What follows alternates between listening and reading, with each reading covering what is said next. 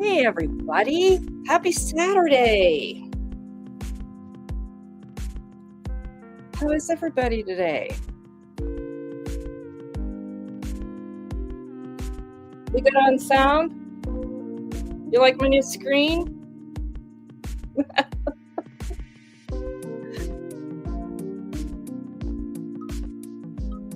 Cheers. You ready to play? Got your drinks ready, everybody? Straight up ice water on the rocks. I'm in my dungeon where everybody wants me, right? At least I got my own dungeon within my own jail.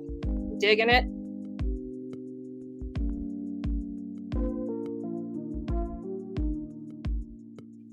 Double jail party. Indeed, indeed. So, welcome to this live stream where we are going to have our very own drinking game. I'll tell you the rules as we get closer to watching this latest exclusion hearing out of Englewood, Colorado.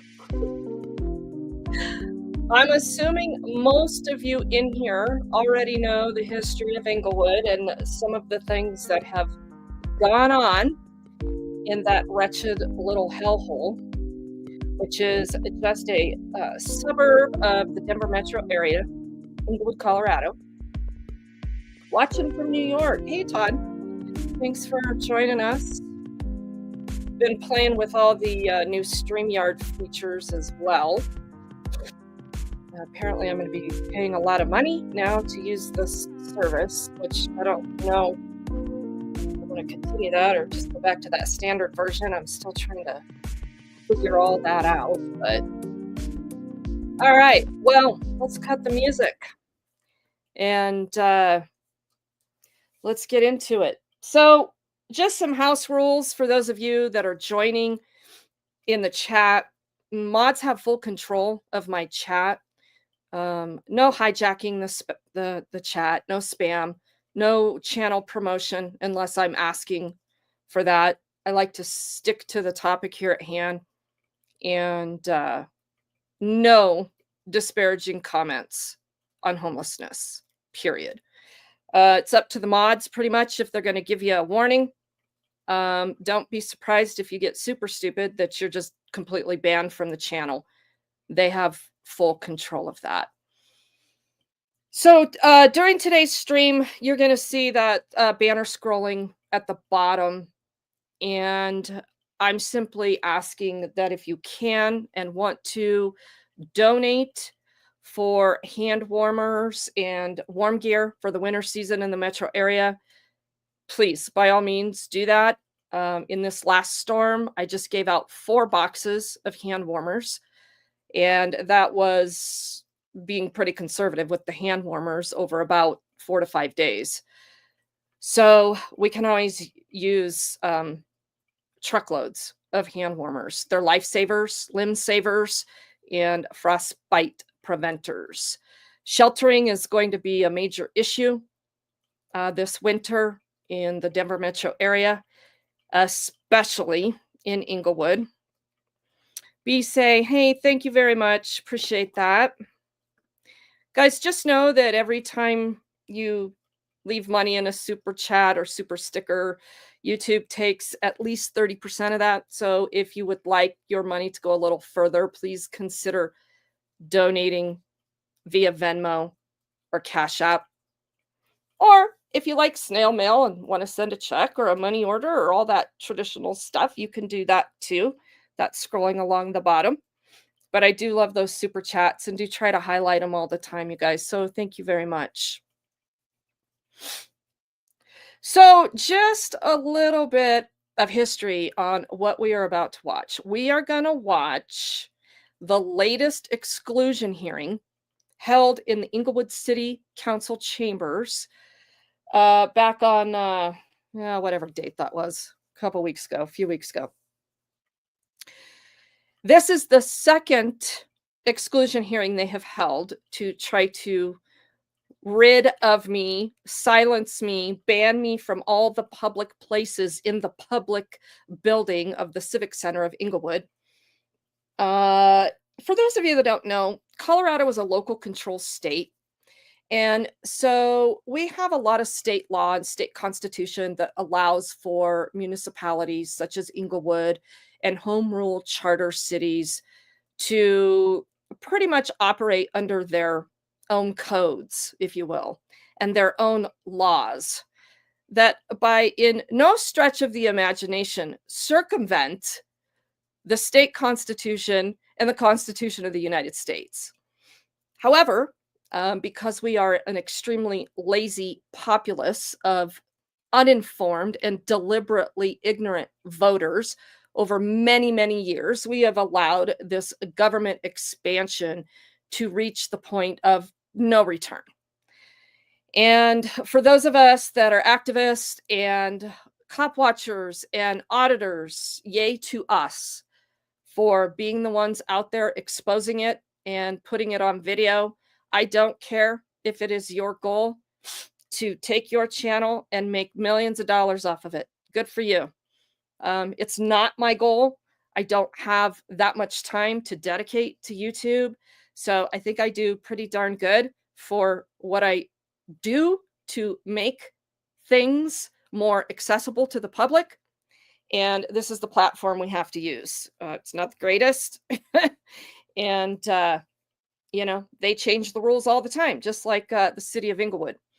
So I just do the best I can with the tools I have to work with because the number one goal for me is to be that activist and do my civil duty for change. Have I made change? Abso-freaking-lutely. Have I been successful doing that just on my own? Abso-freaking-lutely. And anybody can do it. Yeah, there's teeny tiny small steps, but if fighting the government were easy, government wouldn't be behaving like it is. So there's that. I am a hard one to silence, Spirit in the Sky. Yeah, that is fact. I'm a hard one to keep down. And, lucky for me, because I'll tell you, there are certain situations that I look at and I go, well, it's a good thing I'm not suicidal because the deliberate retaliation, the brutality, literally physical brutality of certain things that I've gone through would be enough to put anybody that's already on edge over the edge. So don't let your activism drive you to the grave. Don't let YouTube become your spouse. Okay. Cheers. Take care of yourself first. And secondly, be kind. Be kind to people out there that are living behind the eight ball. And that doesn't include government officials and cops that are behaving badly because none of them are living behind the eight ball. They are living in full denial of their willingness to sign up to support force. And that is what this is all about in Englewood. And it started with homeless outreach over the past 5 to 6 years. I've been involved. This isn't anything new. What is new is that I have concentrated heavily on Englewood and exposing them and informing them, not begging them, not asking them, telling them that they better change some things.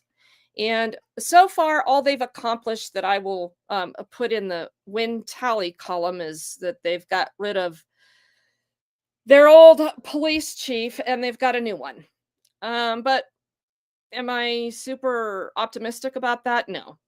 And for those of you that follow my channel and came along for the ride this past week, holy smokes, what a week. This past Tuesday, we saw a live stream of the swearing in of the chief of police.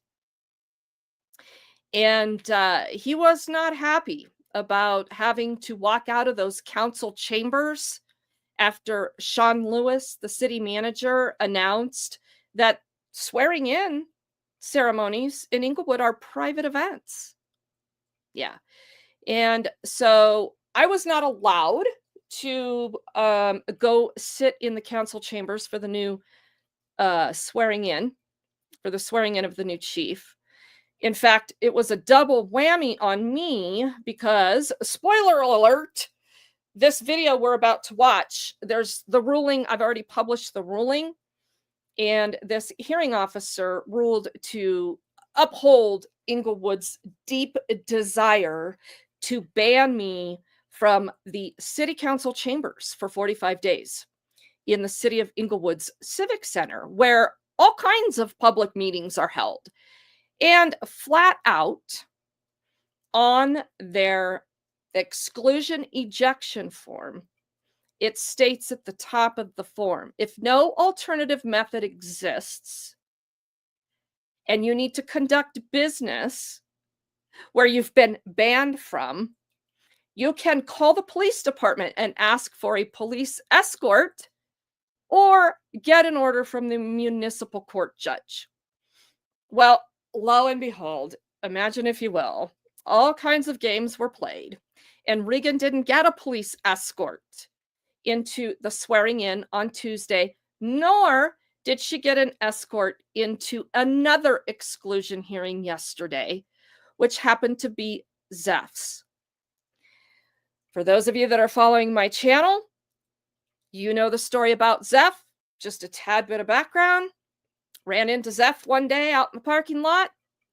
He was having an interaction with the cops who were serving him an ejection exclusion for the entire Civic Center because that day he had gone in there trying to get some answers and resolution to some questions over a parking ticket that was issued to him by a code enforcement officer that Zeph felt did not have the authority to issue that citation. Therefore, he had gone into the Civic Center trying to get answers. He went to the courts. They were closed. He went up to the third floor. And I've watched these videos because I've now since have spent some time with Zeph and getting to know him and understand his situation. And he's a resident of Englewood, experiencing some housing insecurity.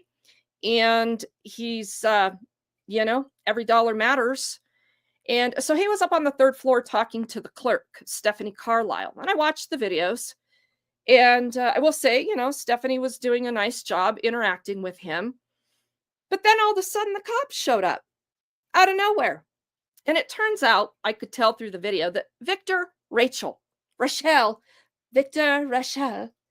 facility's head guy, was standing there motioning the cops up the stairs. And so one of those cops was Murphy. You've seen Murphy. We've now got videos of Murphy behaving just as the standards of behavior require at the Englewood PD. Be the biggest dick, dumbass, violator, oath violating, rights violating dick that you can possibly be. Murphy fits the job description very well. But Murphy and Alois were there, and they escorted Zeph out into the parking lot. And Alois, come to find out after the fact, was writing him an exclusion, banning him from the entire Civic Center. And I just happened to show up in the middle of it. And I started filming because Zeph was filming, and, that's what we do. Well, the cops got stupid, and, Alois, he split. Zeph refused to sign that. Murphy wouldn't tell me where Zeph was banned from, so I could maybe potentially help Zeph. And then ultimately, Zeph gets another exclusion order after 2 more arrests. He tried to go to the city council meeting and sit quietly and record the meeting. The mayor called him out. They ended up arresting him, gave him an exclusion notice for that, charged him with a crime. He had gone to the police station to try to get more answers, apparently used the dispatch phone in the lobby too many times. So they arrested him there as well for telephone harassment, as Zeph was calling, asking to speak with First, it was a sergeant. Second time, it was the chief of police. And instead of sending someone out there to talk to him, they let him stand out there unresponded to. So he kept using the phone. He didn't make any threats. He wasn't doing anything wrong. I've watched the videos. And instead of addressing him, they sent 2 cops out to arrest him. Yeah. So that's what's going on from that angle. And Zeph's hearing to ban him from the police department for 120 days was yesterday. At 10 o'clock, I was in court in Arapahoe County for the charges of whatever they're charging me with. I can't even remember. It doesn't even matter. It's so stupid. I had to go to court and then rush over to city council chambers to just at least observe this hearing that was open to the public. And long story short, Zeph's getting screwed as well by this same hearing officer that Englewood is hired now to side with what they need to be done. And so what are these standards of behavior? Well, let's look at them for just a second, okay? This is what this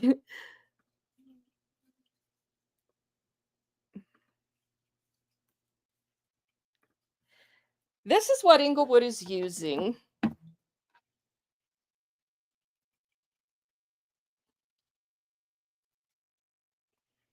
per municipal code. Fab Daddy, thank you very much. Very kind of you. Appreciate that. This is what they're using to ban you from all of their facilities. Okay. Now, Sean Lewis brought these over into Englewood from wherever he came from as an assistant city manager. I think Longmont, which we're not going to give him any credence right now, but Sean Lewis is one of the worst human beings, snakes that to ever come into my path. He just puts on his little fake teeth smile and just pretends to want to work with people and then gets his feelings hurt when he's working like a slime ball behind the scenes. But anyway, he brought these to Englewood with him. And he had initially signed his name to them, but he has since removed his name from these. So here are these tier 1 and tier 2 behaviors that are prohibited. Okay. Here we have inappropriate behavior may result in a warning, immediate removal, and a removal exclusion up to 90 days in tier 1. Here is tier 2, removal and exclusion up to 180 days. And these are all the behaviors under here that define. And in the last hearing we watched, they were trying to ban me from the library for threats. Remember the whole Damien Elligan case? And for those of you that haven't seen that, you can go to my channel and watch that later. It's got pretty much the same title, The Sovsits Do Their Thing. So intimidation and harassment, including written, verbal, or physical harassment, or prolonged staring, or following another with intent to harass or stalking of others. These are these rules that they just made up. Okay. These were not put into municipal code. These were not discussed or approved by city council. They just became a thing when Sean Lewis and Tamara Niles became the city attorney of Englewood.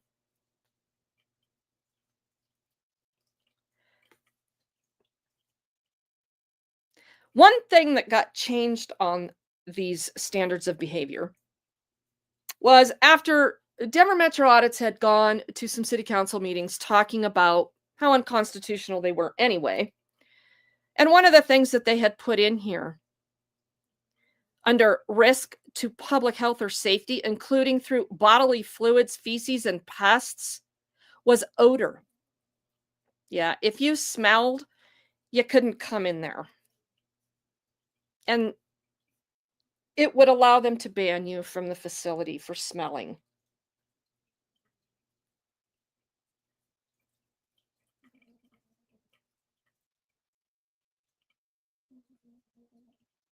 So, just so you know, this is what the standards of behavior are, and you're going to hear a lot of this in this hearing that we're going to go to. Um but before we go into that, I want to show you the ruling. For those of you that are only interested in the ruling, we can look at that real quick. This is the hearing officer's ruling.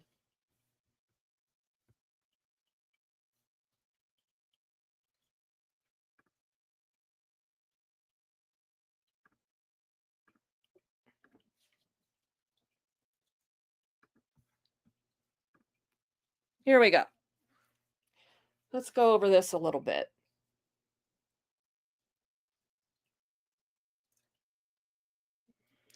So, who are the players in this whole hearing? Well, we've got Nathan Cash, who is the attorney for the city, doing what Tamara has told him to do. Nathan has a hard time being an attorney, but he's trying hard. Then we have Kristen Brown, the hearing officer, who is the municipal court judge in the city of Lyons, Colorado, which is in Boulder County. Um, she is very interesting in her ability to become God over all. And we'll be finding out here at some point how much they paid her to be God. She didn't just take this hearing and hear it on the facts. She added her own. She added her own opinions that were never facts and made up extra laws and essentially told the city, boy, you guys really screwed up and this is what you should have done, and charged her with. I mean, she just took this thing and made it her own.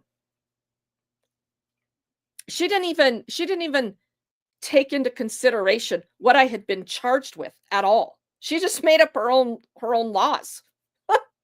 She pulled them out of statute. So here's how this comes before the people through municipal code. Okay. And if you're interested in that, you can go look all that up. Okay. The city carries the burden of proving by a preponderance of the evidence that the person issued committed the rule violations and that the conditions of the exclusion are lawful. The whole thing is unconstitutional, but whatever. We'll skip that part for now because you're entitled to an appeal. The hearing officer may affirm, modify, or reverse. As we saw in the last hearing, the hearing officer they had then, Kathy Guckenberg, reversed that ejection exclusion because they had no evidence at all. City didn't like that. So they brought in this hearing officer. She's a piece of work. So here's her summary of the evidence. Much of this doesn't even match up, but whatever. You can go back and look at that if you want to. We're not going to read it word for word.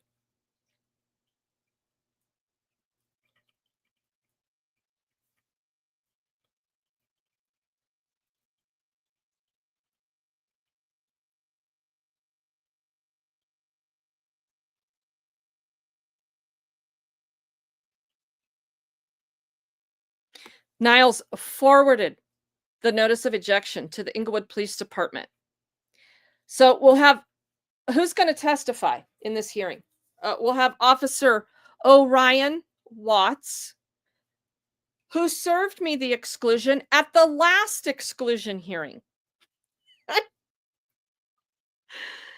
Niles forwarded the written Exclusion that she drafted up and essentially told them, "Go ahead and write a warrant for her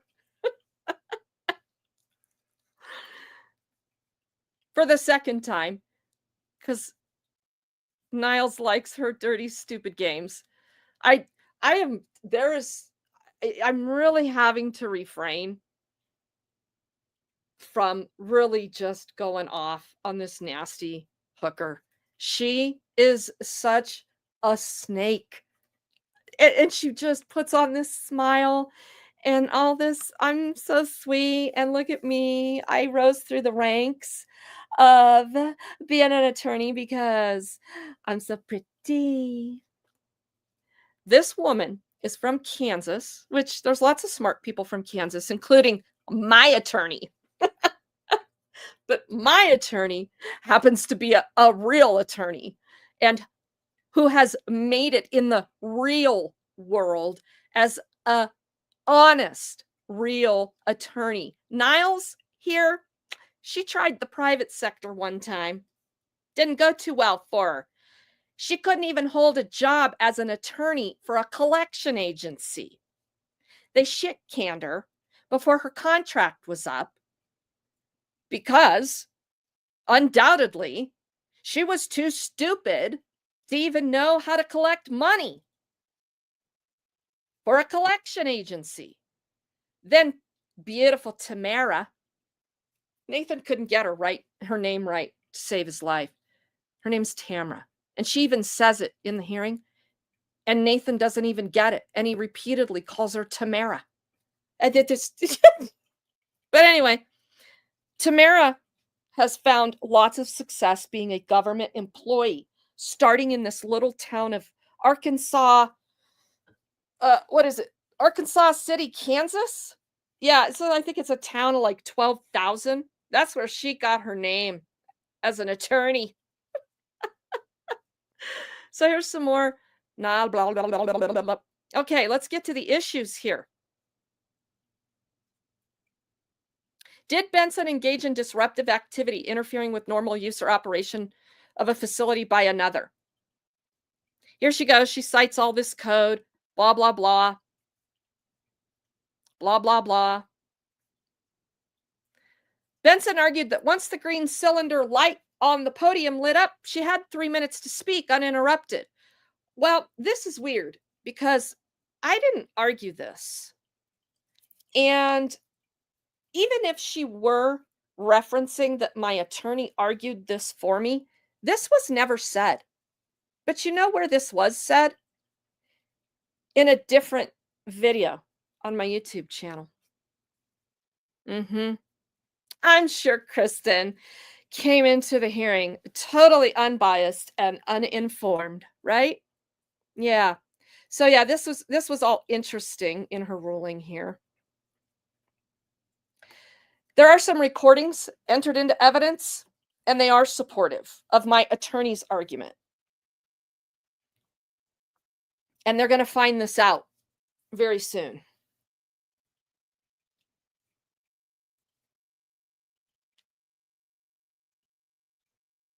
Yeah, so Tamara, after making her way through her um, government hierarchy in Kansas, came on over to Colorado and became licensed to practice in Colorado in 2020, and then got herself a job over here in Englewood. She doesn't even remember what year she started. You'll see that in the hearing.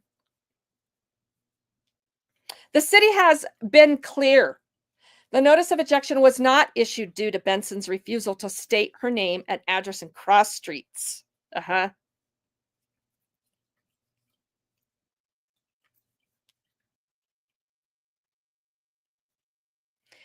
her actions, Benson prevented Mayor Sierra, the presiding officer at the meeting, from conducting the official council meeting. Now we get into state law.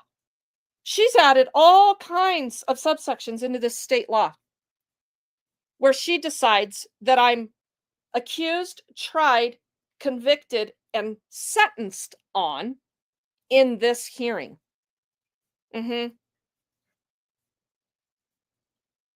Here we go. In her closing argument, Hubbard stated, now I find it interesting. Now she's referring to my attorney.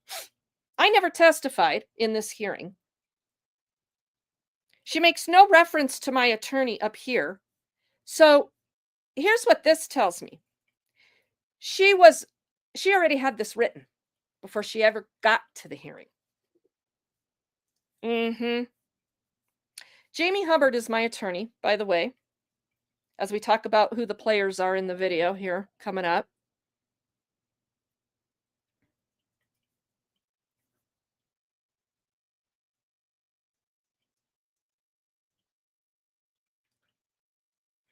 As a home rule city, Englewood has all powers, functions, rights, and privileges in the operation of the municipality. Except she forgot to cite where in their code it states that these rules do not supersede the Constitution of the United States and must align with the Constitution. Right. All powers. Wrong. This is what I was talking about with this home rule city thing, with us being a local control state. And the idea with that is great. We need to stay a local control state. The problem is the local residents just allow the commies to take over and make the rules. And then they call them laws. And then it's too late. So get active in your own backyard. Before they tell you, you have a single hauler trash ordinance that's now law, and you can't even hire your own damn trash pickup service. And that you can't park your car, that you can't even drive a car anymore. You know, the 10-minute city. Dr. Cog. Here she's convicted me on state statute. The evidence shows that Benson did this and willfully impeded the mayor. So she accused, tried, convicted, and sentenced me here on state statute in this hearing. And here she just sums it all up. In addition, I find the city is established by a preponderance of the evidence that Benson violated all this state law. And then get this. This is the frosting on the cake, that an attorney would even do this. This is how stupid these bimbos are. At the very bottom, she adds an additional crime. In ellipsis. Doesn't even write out the rest of the law. I mean, you can't make this stuff up. It's nuts. So that's the ruling. And sorry if that's the spoiler, but I think it's easier to go over it this way. So any questions so far on where we're at? Snarky, how are you today?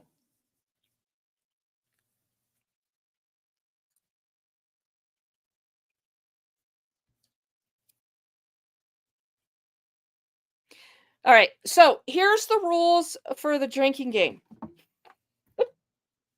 I haven't been able to go through the entire 2-hour and 53-minute hearing to do all the timestamps where you should drink when I slow it down so you hear something profound from the speed of. We're gonna fast forward through some of this.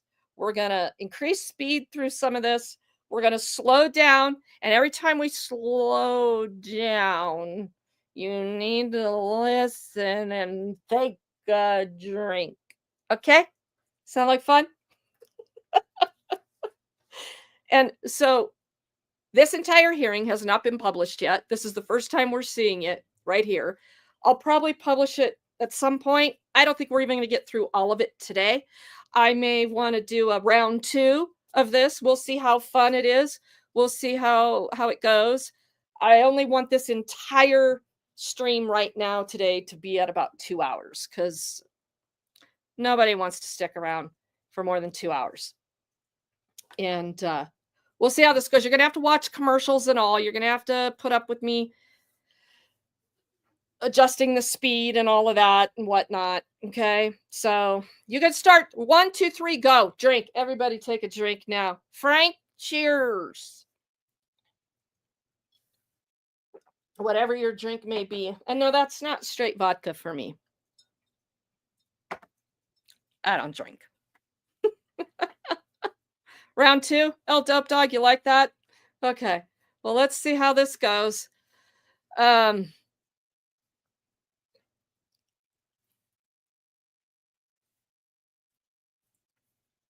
tight.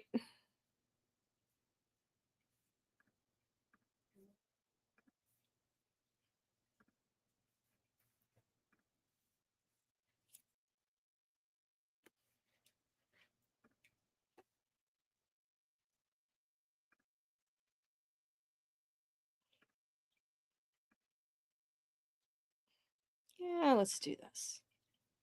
I like this better.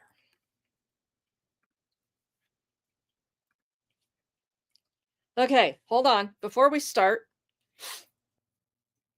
this is Orion Watts, the cop.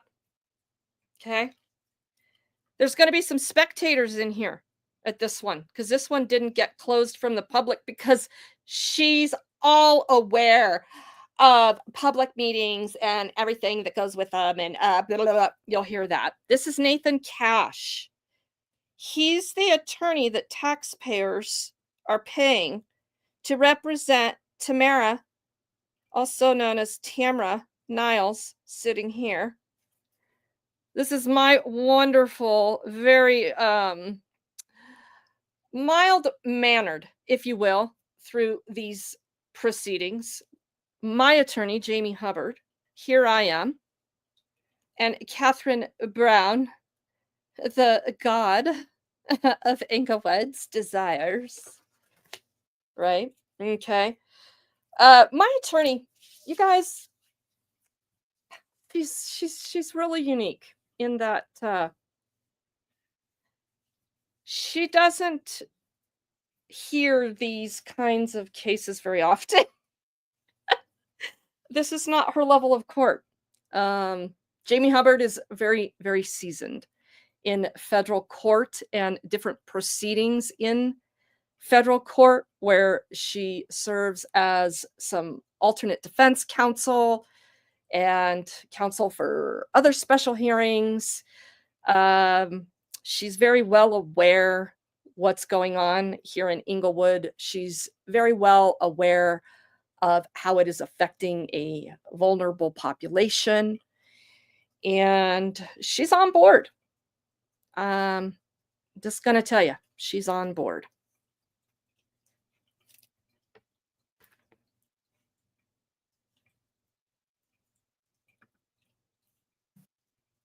Let me know if we're good for sound.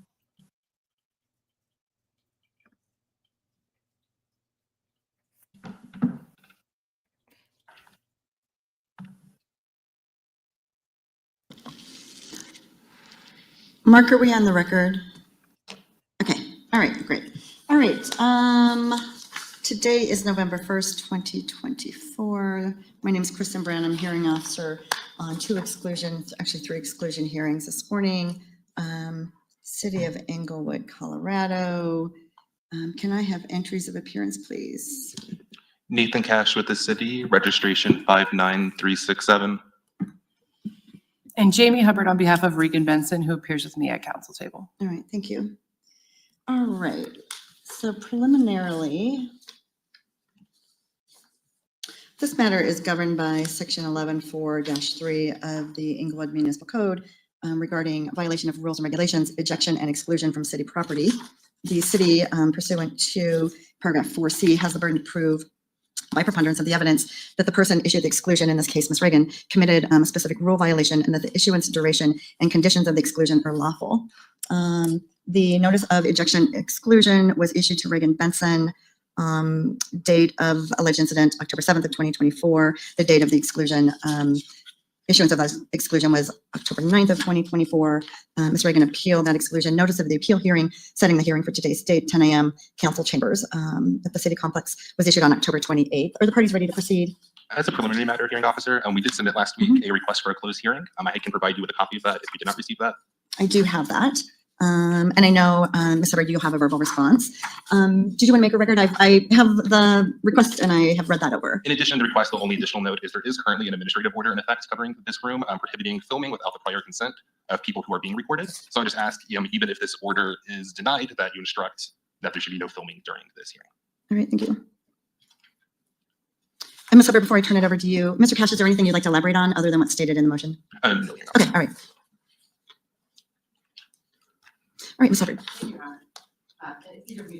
Yeah, that's fine. No problem.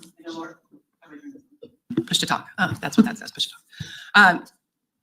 Your Honor, this is a public meeting. It's been noticed as a public meeting. I believe that there is no grounds to close the meeting. As you will soon come to realize if you have not already, what is at issue here today is First Amendment issues. Everything that happened in this case happened during a public meeting. The main evidence of the event is you're going to see was my client speaking at a city council meeting in this very room. And that meeting was live streamed. It is publicly available. There is nothing that will happen at this hearing today that has any indicia of privacy that the hearing officer needs to be cognizant of. The only two witnesses who are anticipated to testify are a police officer who walks around every single day wearing a body cam and who there is an established First Amendment right to record when you have a public interaction with a police officer. The second witness is the city attorney who sits at every single meeting in this chair over here where her name placard is. She is a public official. She is on the record all the time. The Colorado open meetings laws require that much of what she do, except when it's subject to attorney-client privilege, be made available to the public, either through an affirmative public disclosure or through a response to CORA or other sort of open records requests. Closing this meeting and honestly prohibiting recording is a prior restraint of speech. My client is the modern equivalent of a journalist, right? We don't live in the 1950s anymore where the only kind of journalism appears on newspapers.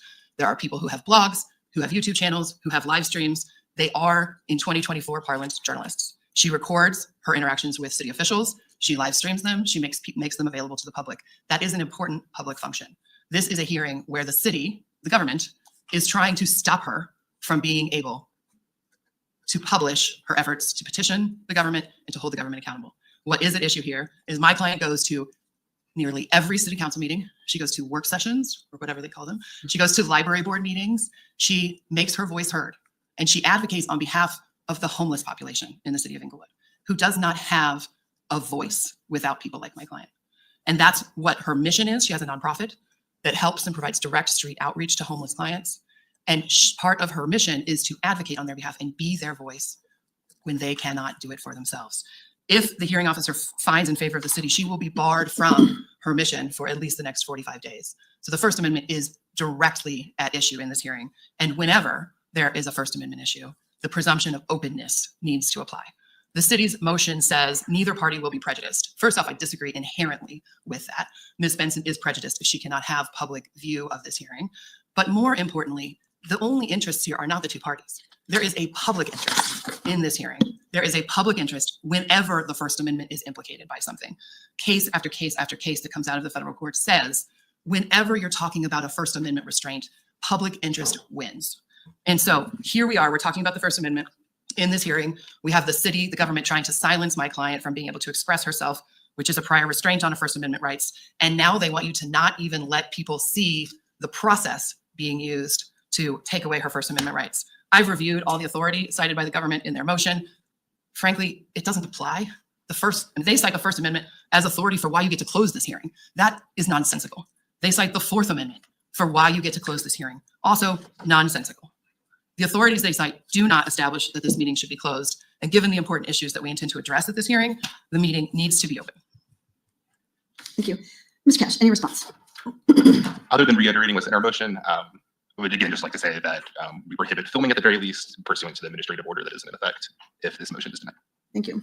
All right, I've reviewed the motion myself, and having worked in the field of municipal law for almost 35 years, I'm highly aware of the importance of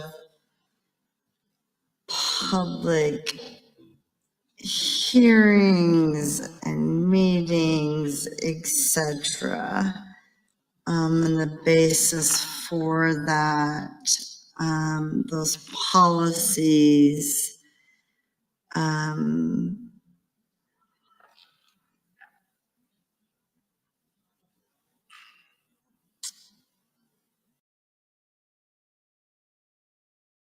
and I'm going to deny the city's request to close the hearing. I will, pursuant to the administrative order, and I will note on the record that this hearing is being recorded by the city independently. I'm not hitting on and off buttons. There's an IT specialist who is recording the hearing, and as Ms. Hubbard has indicated or alluded to, these records and this recording of this hearing in full will be available to anyone who requests it pursuant to the Colorado Open Records Act. Prohibiting someone from recording the hearing, either filming the hearing or just doing an audio recording, I disagree, is a restraint on speech. And because a full unredacted recording of this hearing will be available to anyone who requests it. So no one is to record the hearing, either filming the hearing or just audio. And in the event anyone is engaging in that kind of activity, I'm going to ask them to leave. All right. Any other things I need to address? I'm happy to address sequestration requests if anyone has one. Not from the city. Okay. All right. Does the city want to make an opening statement? We're okay for the interest of time before we go to opening statement, reserve for closing. All right. Perfect. Your first witness. Yes, This is heavy. It's warm. Loads of pockets. I'm impressed with it. This is the best. and then again.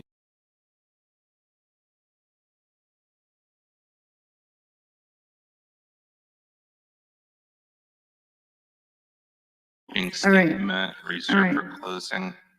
All right. Perfect. Your first witness. Yes, I'd like to call City Attorney Tamara Niles. Your Honor, we would request sequestration of witnesses. I believe the officer who's going to testify is in the courtroom. Okay. All right. Thank you.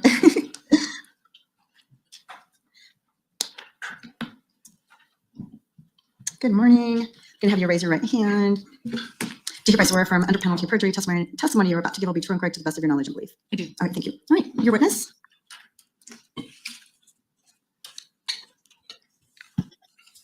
Good morning, Ms. Niles. Can you please state your full name and spell your last name for the record? Tamara Niles, Niles. And are you employed? I am. And who is your employer? I'm the city attorney for the city of Englewood And how long have you been working with the City of Englewood? since 2001, And, 2021. and what is your role there? City attorney. Can you explain just some of what your job duties are? Certainly. As we discussed earlier, I attend city council meetings, I draft legislation, provide legal opinions, legal analysis to city council, monitor statutory revisions, and ensure city code is in compliance. Thank you. And a list of other things. Were you working on the evening of Monday, October 7, 2024? I was. And where were you working? Right here in this room, well, upstairs on the Civic Center, third floor is my office. And then in the evening, I was here at my spot as indicated on my name placard. All right, thank you. So I'd like to draw your attention to approximately 7:10 p.m. on that day. Did you notice anyone in particular? Or No, it was a city council meeting. So generally, I'm trying to respond to issues that have come up regarding the meeting. So generally, I'm sitting at my spot with my laptop, not really paying attention to the audience. And do you remember anything in particular, or anyone who was called to make a public comment in particular? Does anything stand out to you? Yes. So that generally we have an hour of study session where we study various issues from 6 to 7. Then shortly after 7 o'clock, generally the mayor starts public comment.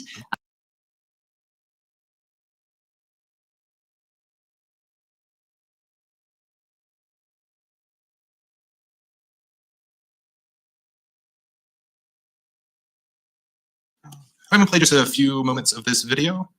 Ms. Niles.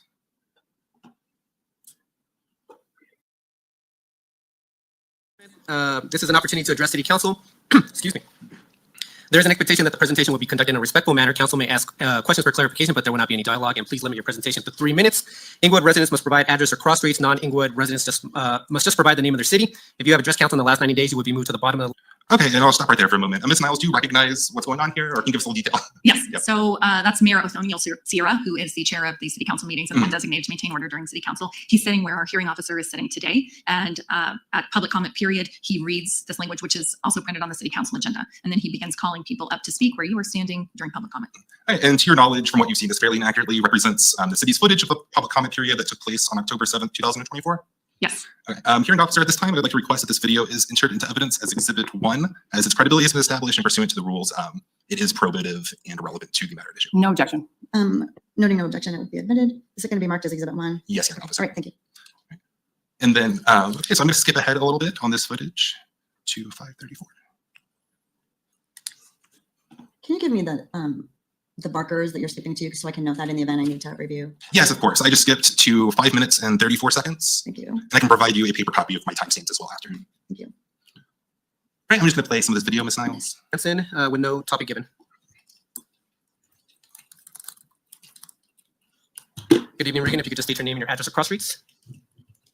Good evening, council. I'm not giving you my cross streets or my address, but it is good to see you Regan. again. I want to talk Regan, to you actually, about can you all say- those things that Regan, we've talked about Regan, in the can you please past hold? as far as Regan, criminalization please that stop. you've. Regan. Excuse me. No, Regan, This we is asked my you for- time. Regan, we asked you for Excuse your me. address. This is my time. Regan, if you can and please I'm going stop. to make public comment, and I'm going to do it for 3 minutes uninterrupted. And if you interrupt me, I'm going to talk louder. Regan, no, back Regan, to I my asked you just to public state the city that you reside in. I'm standing up here. Mayor, the and speaker talking to you is interrupting the about meeting. criminalization that you started down in the Call of library order. on me. Regan, call of Guess order. what? Regan, please stay. Regan, can you please stop speaking? Mayor, can I ask that we take a break? I agree. So city council's going to take a break while the city attorney and the police department figure out a way to control the situation. Thank you. And I'd like to invite anyone that would like to come to that hearing on the record here tonight. In this public comment time, I don't know why the council is getting up and leaving the dais. That's interesting. That's okay. I'll keep talking about those things today. You've heard me talk before about this bogus criminalization that occurred downstairs in the library, where three librarians by the name of Bethany, Kelly, and Karina. Why? Okay, and to your knowledge, Ms. Niles, is this the incident that you've been testifying with regard to, or does this accurately reflect? Yes, this accurately reflected the public comment period about which I've testified. And when the city council, in large, stood up to leave, this is, as you testified, when they're going to recess? Yes. Okay, thank you. 16 meters from Englewood, then to come to them in their life. At the end, dismiss the case. But the city tried to have the criminal charge. The harassment, in a way the case got dismissed. Because it was all a lie. I told you it was funny. And nobody took it seriously.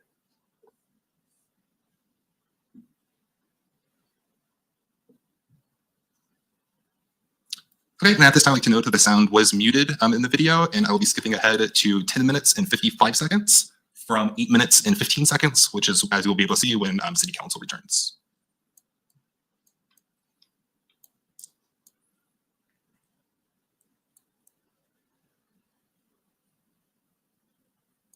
Can you give me this marker again? You said 10 minutes. Yes, I skipped where I stopped. Was about 8 minutes. I actually don't have there, and I apologize. But I'm skipping to 10 minutes and 55 seconds. Okay, thank you. Ms. Benson, your time is up. Your time is up. Ms. Benson, I'm asking you to leave. Ms. Benson, Ms. Benson, you have violated council policy. I'm asking you to leave. I'm not leaving. For the record, let it be known that I have asked Ms. Benson to leave the council meeting. And we will now move on to the next speaker. Okay, and just pausing there, Ms. Niles, this is accurate to what you testified to, that the mayor asked Ms. Benson to leave and she refused. Is that correct? Yes, after she stated, I believe I'm not leaving, then she went to the back of the room and stayed. I didn't time it, but I would estimate over 10 minutes. But stood back at the room quietly. Yes. Okay, thank you, Ms. Niles. And I'd just like to note that I'm stopping the video at 11 minutes and 18 seconds and closing it up and moving on, Your Honor.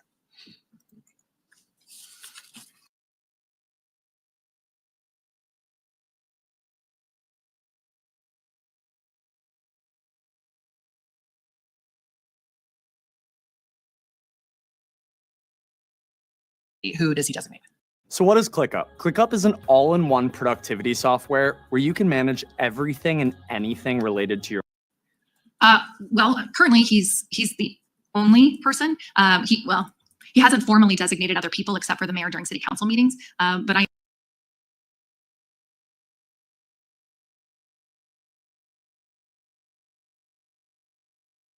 That the chief administrative officer, so Sean Lewis, city manager, then delegates the role of kind of presiding officer to different people at different times? Yes, I believe the statute refers to the chief administrative officer or a designee. And so he designates people to serve in that capacity. Okay. During daily operations of the city, who does he designate? Well, currently he's the only person. Go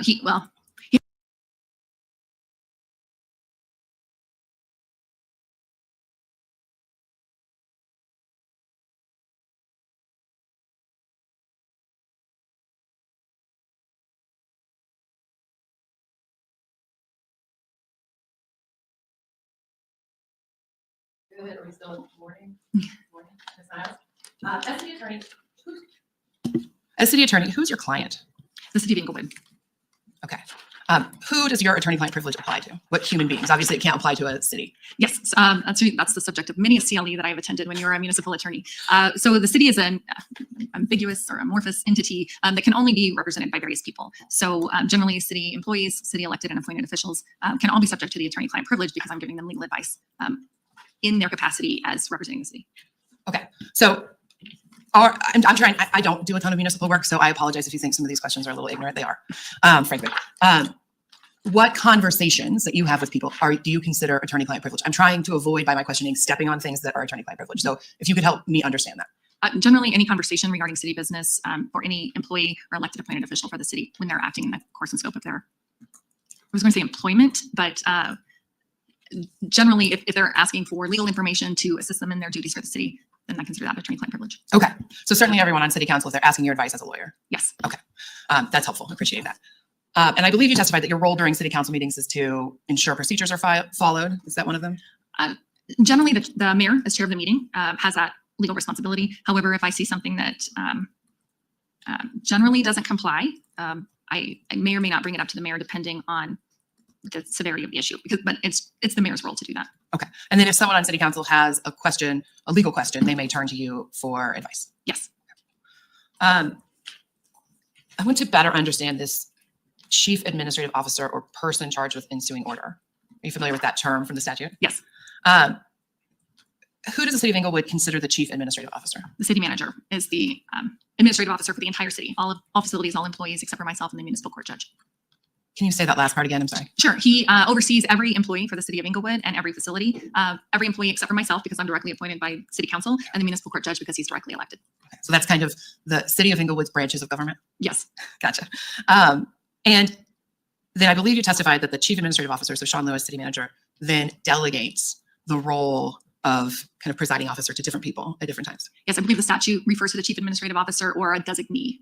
And so he designates people to serve in that capacity. Okay. During daily operations of the city, who does he designate?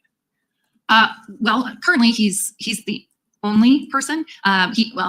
He hasn't formally designated other people except for the mayor during city council meetings. But I anticipate by the end of today that he will have a list of people that he has designated. Okay. So you mentioned except for the mayor during city council meetings. Tell us more about that. So he has designated the mayor in writing to be the designee to maintain order during city council meetings. When did that occur? Do you recall? Approximately 90 days ago. Okay. He formalized it. It has been in practice. In practice, the mayor during city council meetings and every board chair during board meetings, because that's the definition of our mayor is to run the meetings. And so he formalized it in writing via an email approximately 90 days ago. Okay. And where is that published? It's an open record. It's not published, but it is an open record, an email between the city manager and the mayor. Okay. So he designated the mayor, the chief administrative officer for purposes of city council meetings by email. Yes. And that was an email that Sean Lewis sent to the mayor. Yes. And prior to that, it was informal by the city manager, but within municipal code and charter, it describes the mayor's duties. Okay. And if someone wants a copy of that email, they have to do a core request to the city to get it. Yes. And they would need to know what to ask for and to file that core request. Yes. It is not publicly posted anywhere. No, it's not posted anywhere. All right. You mentioned, I want to change topics a little bit and talk about the conduct standards. You mentioned that your office drafted those. Yes. And that one of your jobs as city attorney is to ensure that your codes are complying with state laws, with constitutional issues, stuff like that. Yes. So you have reviewed the conduct standards to ensure that they are narrowly tailored to avoid infringing on the First Amendment.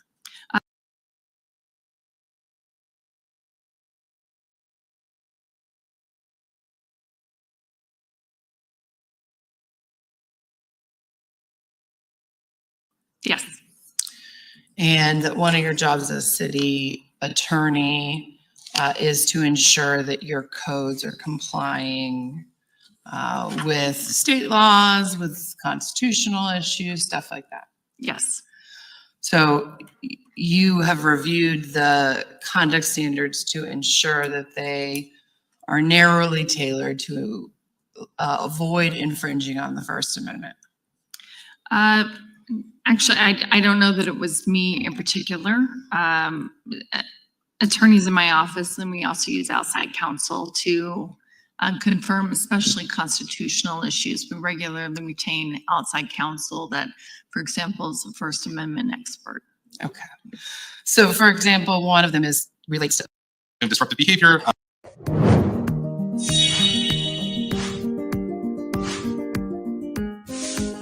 That does not specifically identify any criminal statute or is contingent on any criminal statute. Is that correct?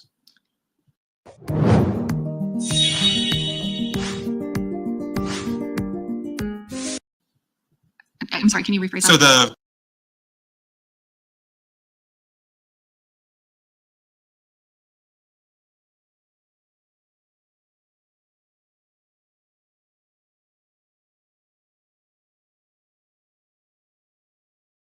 they would need to know what to ask for and to file that court request.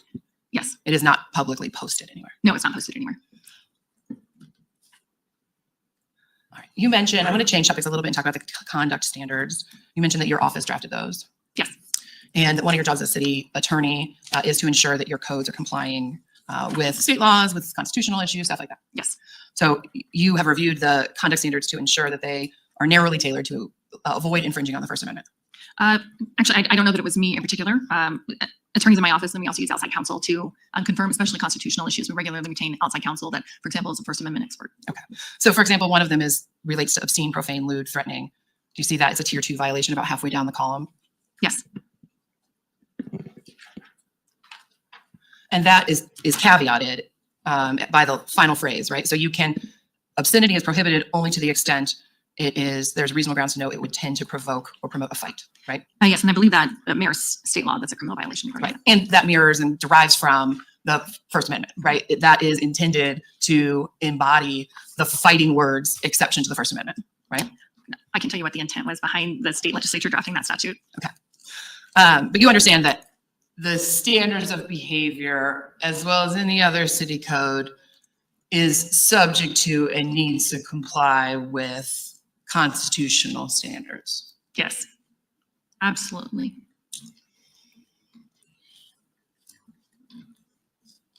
All right. I want to try to do a little bit of nuts and bolts stuff again, and apologies for not being super familiar with municipal proceedings.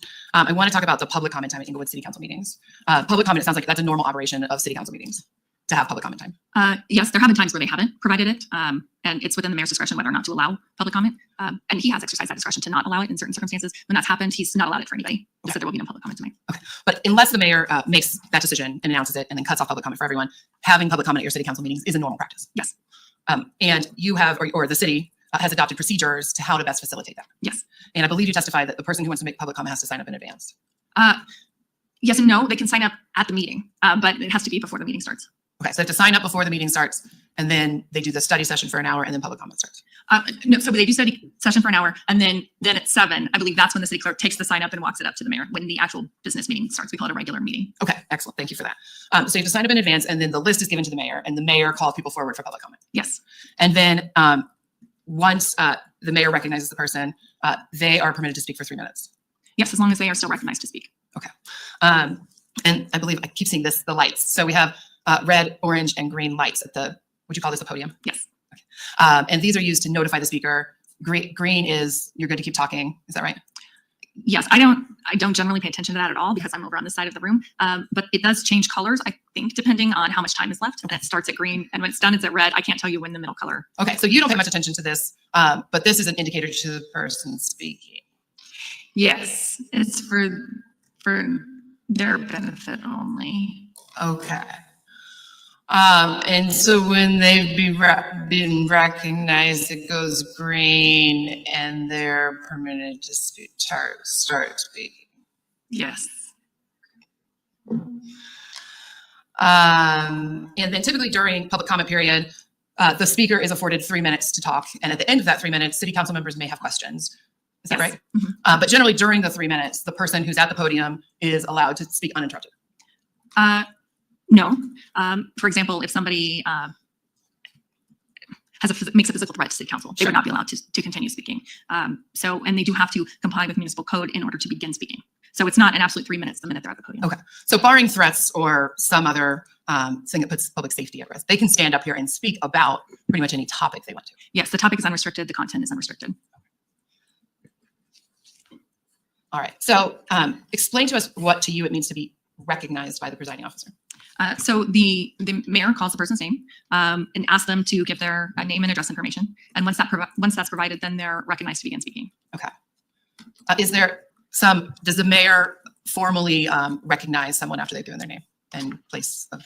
Generally, he'll say something like, "Thank you, you may begin," something like that. I would like to walk through a couple of videos. Let me just start with this. Is this how the live stream appears on YouTube in your experience? I've never watched the YouTube, so I can't tell you. I don't know. Okay. Do you see the city council regular session and the date down at the bottom?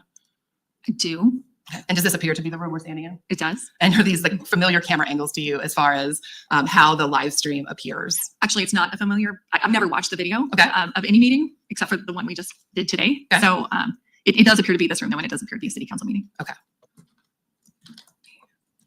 Good should be evening, Ms. followed. Weber. If you could just state your name and your address across, please. And is that a voice that's familiar to you? It sounds like Mayor Othniel Sierra. Federal Bellevue. Well, I have lots. Does this appear to be public comment period? Yes. Your Honor, I would move to admit this defense exhibit A. Can you give me a date of that? It is July 17th, 2023. It is a snip from the public comment period at the city council meeting. Okay, thank you. Mr. Cashin? No objection. Okay, exhibit A submitted. Okay, I'm going to back it up a little bit so we can kind of walk through the process of the speaker being recognized. Okay.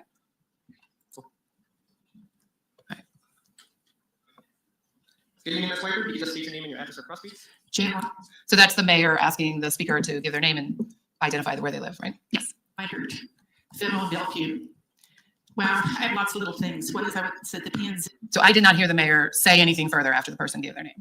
No, but the clock started after she gave it. So, and the green light turned on. So that was her indication that she can kind of continue. Yeah, that she complied with municipal code. And Okay. So from the speaker's perspective, they can't see the clock, right? We can see it because the video is up there. But I think from the speaker's perspective, when the clock turns on, the light goes green. Is that right? Mhm. So if I understand right, once the light goes green and the clock turns on, the person is free to start speaking.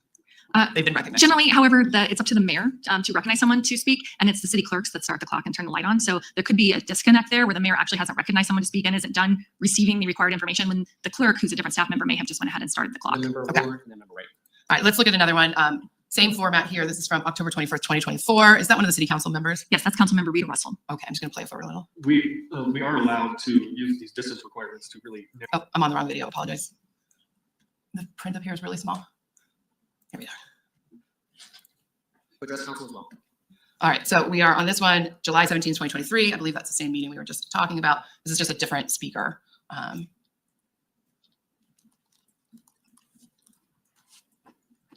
The name's Marcy Brown, and District 1 will suffice.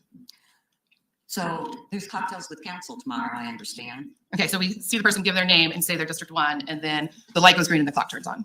Yes, and if this was July 2023, I don't recall that particular meeting or if I was even there, but both municipal code and city council policies governing public comment have been changed since that time. How so?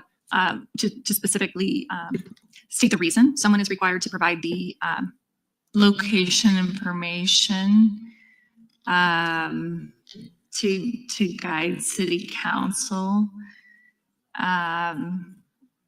It also used to say that municipal code used to say that public comment had to be limited to taxpayers of the city, and city council wanted to open it up to make sure anybody could speak. So the requirement to give your name and cross streets or residence was in place in July 2023. It was, yes. What has changed is that you now are providing a reason for that. Yes, because we found more and more people were refusing to comply with municipal code. And so city council inserted guidance as to why we need to do it. It's not just some requirement they pulled out of the air. It's been in municipal code for a very long time. And so they added into their council policies. This is why we have to have it. And Regan Benson is one of the people who has refused to give her cross street or address. Yes, I can't tell you how many times or when, because generally I'm I'm not listening to that part when people give that information. That's solely a function of the mayor to maintain order of the meeting and enforce that. You are aware that Ms. Benson is one of the people who's refused to give her cross streets or address. Yes, I have seen her do that on more than one occasion. And then city council changed the policy after she refused to do that. They didn't change the policy. They just added in the reason why. So as you noted, the policy for years has been, and municipal code has been, that you have to provide that information. It doesn't, is that right? No, city council was, I think, surprised when people started refusing to comply with municipal code. They have time, place, and manner restrictions to maintain order, and we expect a respectful exchange. And I think they didn't know what to do when people just started refusing to comply. Your Honor, for purposes of the record, I don't think I would move to admit this video. I would move to admit the video, another video from July 17th.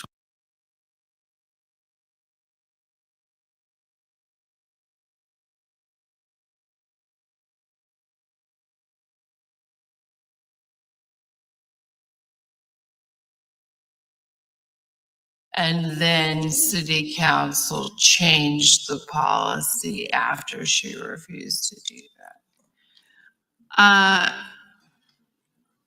They didn't change the policy. They just added in the reason why. So as you noted, the policy for years has been, and municipal code has been, that you have to provide that information. It does not appear it was enforced in this video. Is that right?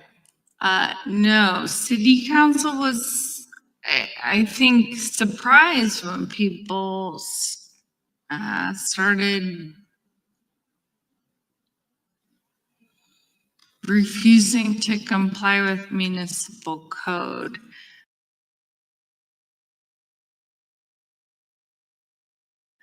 They have time, place, and manner restrictions To maintain order, and we expect a respectful exchange. And I think they didn't know what to do when people just started refusing to comply. Your Honor, for purposes of the record, I don't think I would move to admit this video. I would move to admit the video, another video from July 17th, 2023. This person speaking, his name is Marcy Brown. I would move to admit that as Exhibit B. And is that the one you just played? Yeah. Okay, thank you. From Mr. Cash, any objection? No objection. All right, Exhibit B is admitted. So we saw already on the video that Ms. Brown refuses to give her cross streets or her address, right? Yeah, she gave District 1, though, which is a location and identifier to city council members, because the reason they request that information is so that they know which council member is responsible for addressing and resolving that issue. And so we specifically have a council member that is elected from District 1. So that would be an identifier to the council member from District 1 that this is my constituent. I'm the one that should resolve this for them if there's something to be resolved. Okay. So the city code says to use your address or cross streets. Yes, or city residents outside the city. District 1 does not comply with that rule. No, it does not. And it is on your city calendar as a meeting. So Ms. Brown is allowed to continue speaking uninterrupted, right? I don't recall this meeting. It was almost a year and a half ago. So I can't tell you one way or the other. Okay. And we see the green light and the clock ticking, right? Yes.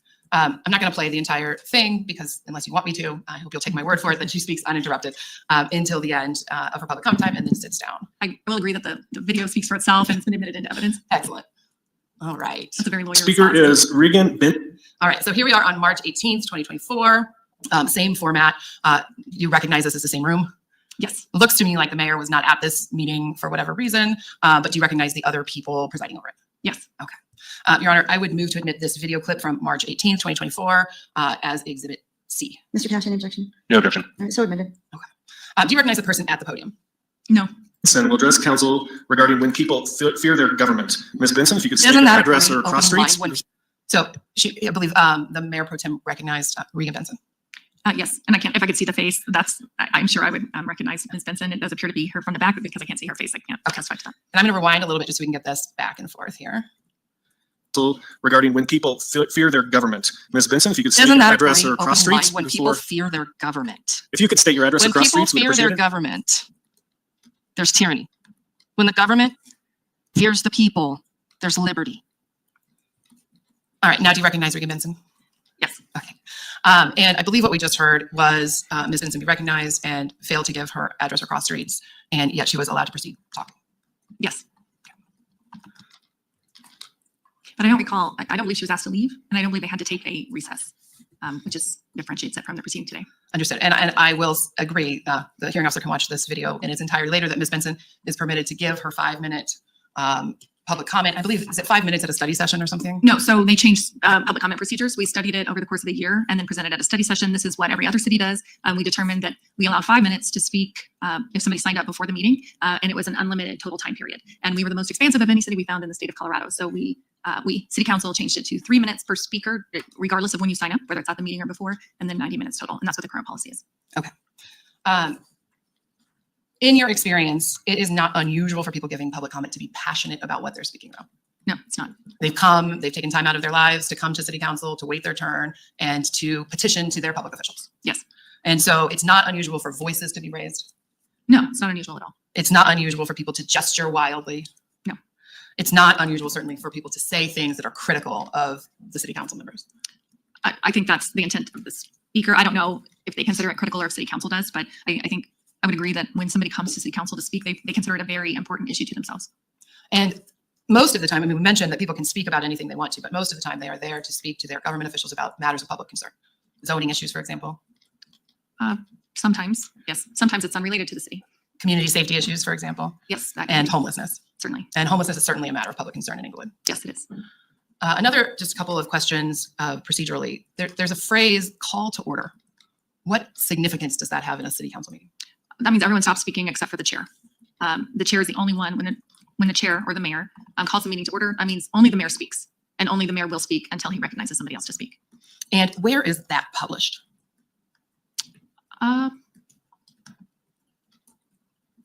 Bob's Rules of Order, the city council has adopted by reference in ordinance. I believe it's also in city council policies that they adopted via motion. I can't tell you off the top of my head if it's also within municipal code separately, but Bob's Rules of Order is incorporated by reference within municipal code. So each of those says a meeting starts by calling the meeting to order. Okay. I would assume so. I don't have it memorized.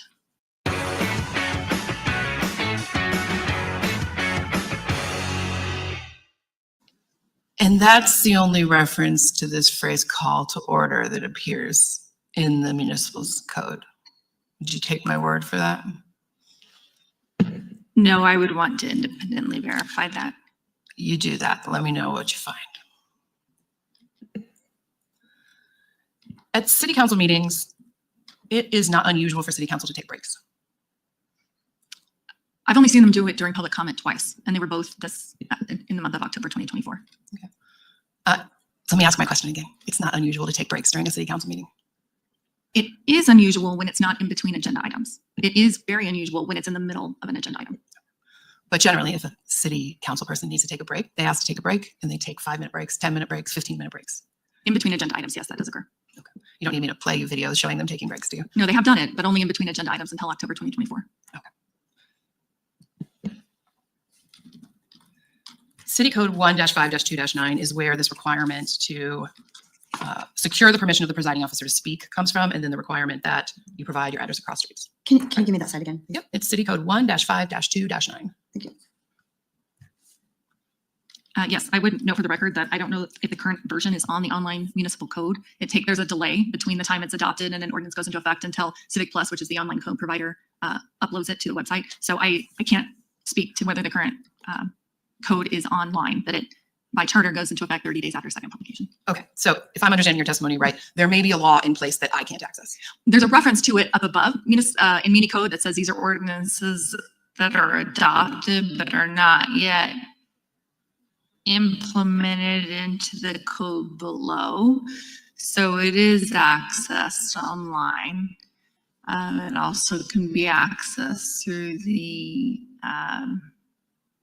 city council meeting website, which has the same link to the video. The agendas and the ordinances are on there as well. Okay, so there may be laws in place that if I go to the Englewood Municipal Code online are not the same. right? You may have adopted a law, the city council may have adopted a law that is not accurately reflected in the city code that appears online? There could be a delay because it's not immediately uploaded to the online municipal code in consecutive order. It is on there. It shows that it's been adopted, but just hasn't been implemented into the consecutive code below. Are you trying to hold Regan and Benson accountable for any law that she wasn't aware of? No. In fact, this exclusion is only brought under state law, CRS 18-9-110. Well, it's interesting you say that because I believe when you testified that one of the things she allegedly did wrong in your view is to not give her name or not to give her address or cross street. Yes, that was a violation of municipal code, and it's in current code. That part is in the published municipal code because it's been in municipal code for many years. But the exclusion is based solely on two things. The mayor asked her to leave, and she refused to leave in violation of CRS 18-9-110, and that she disrupted the meeting to such a degree that the city council had to take a recess in the middle of public comment. So that forms the basis of the exclusion, not whether or not she refused to provide her address information. Okay, thank you for clarifying that because that was unclear to me. So you are not seeking to exclude her from city council because she failed to comply with 1-5-2-9? No, solely because she violated CRS 18-9-110. Okay, I would like to jump to that then. You are seeking to exclude Ms. Benson from city council meetings because she violated a state statute, right? Yes. And 18-9-110 is part of the Colorado Revised Statutory Code adopted by the Colorado Legislature. Yes. It makes a violation of that provision a misdemeanor offense punishable by time in jail and a fine. I've never prosecuted it, but I have seen reference in the statute that it is a misdemeanor. You've never prosecuted it because you're not authorized to prosecute it. Right. I'm not a prosecutor. I'm the civil city attorney. The entity that is authorized to prosecute violations of Title 18 are the district attorneys. Yes. And the district attorney, we are here in Englewood, it is in the 18th Judicial District. Yes.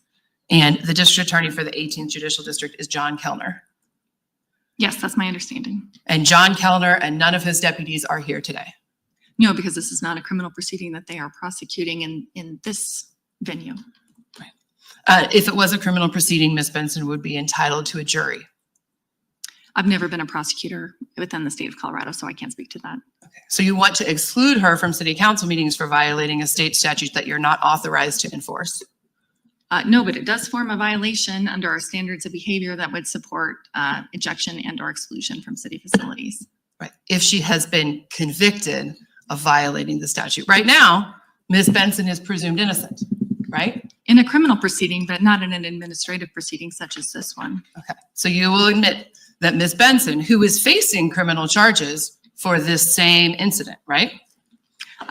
It is my understanding that the district court judge in the 18th Judicial District did find probable cause and issued an arrest warrant based on these same facts, and that the DA is prosecuting, yes. It's a county court judge, not a district court judge, but correct. Thank you. An arrest warrant was issued for Ms. Benson. There is an active criminal case against her in the 18th Judicial District, right? That's my understanding, yes. You are cooperating with that prosecution. I have had no contact with the prosecutor in that case, nor have I been a witness, but if I'm asked to be a witness, then yes, I would be. And you sent an email to the investigating detective that was relied upon for the basis to find probable cause for that. I sent an email to the police officer who was here during the city council meeting on October 7th. Yes. Okay. And so you are aware she is being prosecuted actively in Arapahoe County for this? That's my understanding, yes. And as somebody who went to law school and has a JD, you're aware that that comes with a presumption of innocence? In general, yes, criminal proceedings do. That unless and until a jury of her peers finds her guilty, she is presumed innocent? In a criminal case, yes, but not in an administrative case that has a different burden of proof. You are not aware that there is any proof that she has been convicted by a jury of her peers of violating state statute? We start out the trunk of the car.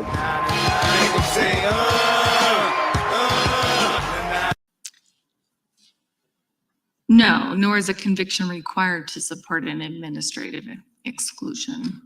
I understand that's your legal position. Mhm. We can disagree. I'm going to change topics.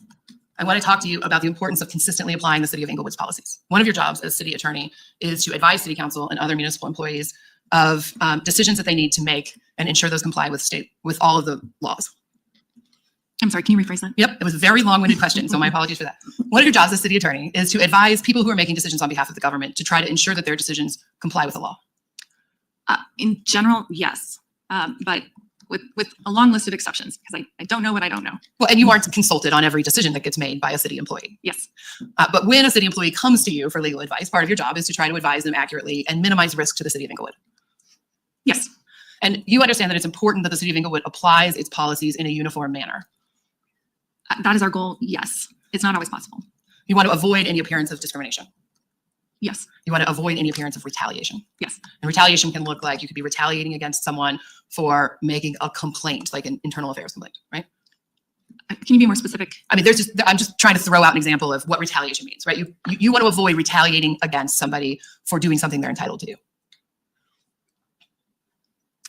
Yes, I would say in general, we do not retaliate.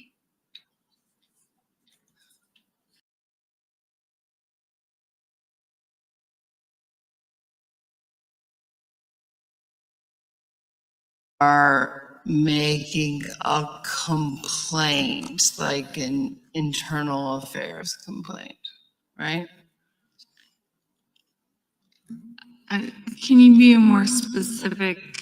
I mean, I'm just trying to throw out an example of what retaliation means, right? You want to avoid retaliating against somebody for doing something they're entitled to do.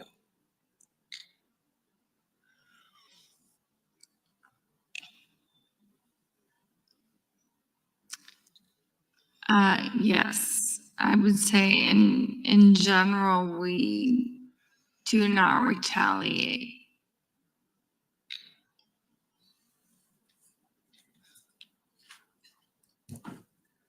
I'm going to move to this exclusion notice. Who made the decision that Ms. Benson's conduct violated the disruptive behavior policy? Are you referring to Exhibit 2? I just want to make sure. Yes, thank you. All right, thank you. I did. Can you please explain for us your decision-making thought processes? Yes, for of course, the standards of behavior, which is Exhibit 3. Tier 1 at the very top states disruptive activity behavior interfering with normal use operation of a city facility is a violation that supports a 45-day exclusion from that property for a first offense. And so when I sat in the October 7th meeting during the public comment period, the mayor was attempting to maintain order, attempting to enforce municipal code, and he was interrupted. He repeatedly stated he was calling the meeting to order, trying to obtain order, but he was not allowed to obtain the floor. And then the mayor took a recess. Well, I believe the mayor pro tem said we should take a recess, and the mayor agreed. And city council went into recess during the middle of public comment, which they have never done before, at least in the 3 years I've been city attorney. So the city council, the purpose of a city council meeting is to conduct city business, and city council was unable to do so. The mayor was unable to even speak and have the floor when someone else was not recognized to speak. So it disturbed the normal meeting. And then I reviewed CRS 18-9-110. I don't want to talk about that statute. Okay, thank you. Well, but then I did review the statute, which laid out a legal standard for I disturbing want to meetings. please stick with disruptive activity and behavior. I want to try to separate those out, and I'm trying to get a better understanding of disruptive activity and behavior right now, okay? Okay, but to answer your question, I did Review the statute to see what it said was disturbing or interfering with the meeting. Okay. Was it the volume that Ms. Benson was talking at? No. The tone of her voice? No. The content? No. It was, I believe you said, her refusal to stop speaking when the mayor was trying to interrupt her. She no longer had the floor to speak. She was not authorized to speak at that time, yet she continued to do so. And this was during public comment period? Yes. So what is a Kanban board? No, seriously, what is a Kanban board? Oh, I'm telling that. Got it. And the purpose of public comment period is for members of the public like Ms. Benson to be able to have their voice heard by their government officials. Yes, after they provide the requisite information under municipal code to enable them. After they've been recognized, right? After they provide the information. Well, we've watched 3 videos so far where people didn't provide the information and they're allowed to speak uninterrupted for the duration of their public comment period, right? Yes, a year and a half ago that did happen. And apparently that happened in March 2024 as well. For the video that you showed in Exhibit C. Right. So we've watched 2 videos from July 2023, one from March 2024. Let's go ahead and look at another one since we're still stuck on this issue. Up next is All right. So this is a video from October 21st, 2024. So this is a video after Ms. Benson was cited, right? I can't tell you for sure when she was cited, but I would assume it was before October 21. Your Honor, I would move to admit this video from October 21st, 2024. It's during public comment period of the City Council meeting as Exhibit D. Mr. Cash, any objection? No objection. Exhibit D is admitted. Elizabeth, topic being homelessness. Or homeless, sorry.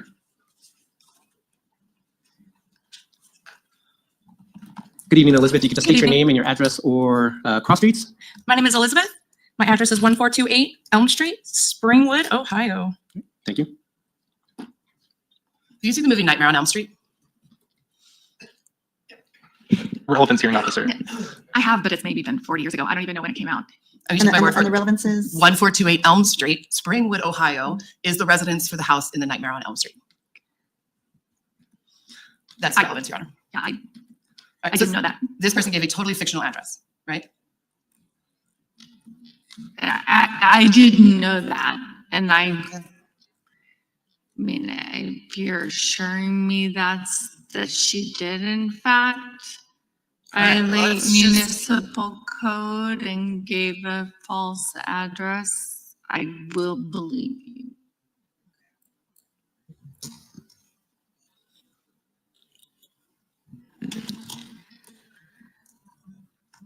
Okay. Hello, my name is Elizabeth. I thought living on Elm Street is a nightmare until I saw the city of Englewood. It's a scary place if you are homeless or a homeless advocate. Here, you will be criminalized and falsely arrested for standing up for your rights if you are just a homeless.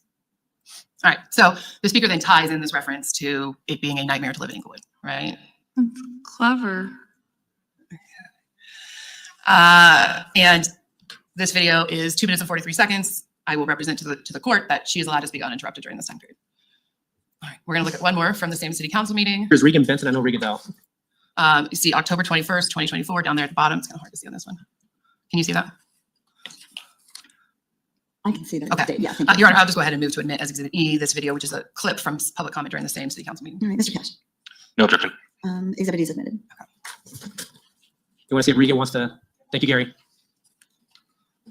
I do appreciate on this that Ms. Benson wasn't in the room, but the mayor actually sent someone out to get her because she was outside the room so that she could. There's no question pending. Okay.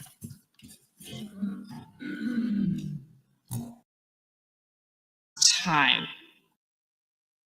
That Ms. Benson wasn't in the room, but the mayor actually sent someone out to get her because she was outside of the room so that she could. There's no question pending. Okay.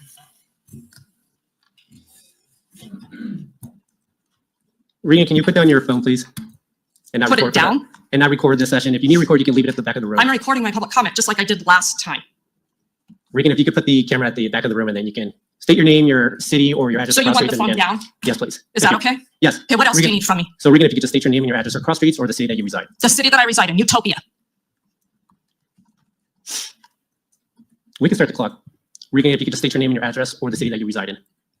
All right, so we hear Ms. Benson give the name Utopia and then that she is recognized by the mayor. Yes. And the recognition process is you can start the clock, the light goes green, the clock starts. Yes.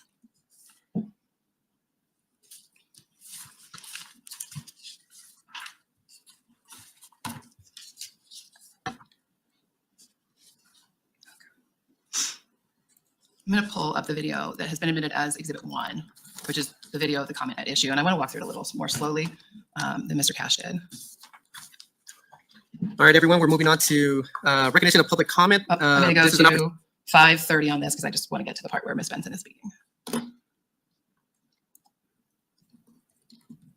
right, I'm going to start it at 5:19 because otherwise it's going to jump too far. Do you know, Dan, if possibly the other people there are related or just, I know it's, Some are related and some are not. okay, all right, that's what I needed. Thank you so much. Thank you. I appreciate your time. Thank you so much, Allison. Thank you for coming tonight. Up next is Regan Benson with no topic given.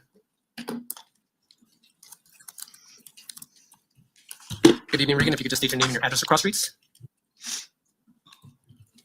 Good evening, council. I'm not giving you my cross streets or my address, but it is good to see you again. I want to talk to you about all those. All right. So we see Ms. Benson approach the podium with her phone that she's recording her own public comment with. And then we see the mayor ask her to give her name and cross streets, and she refuses. And then the light goes green and she begins speaking, right? Oh, yes, that does appear to be the case.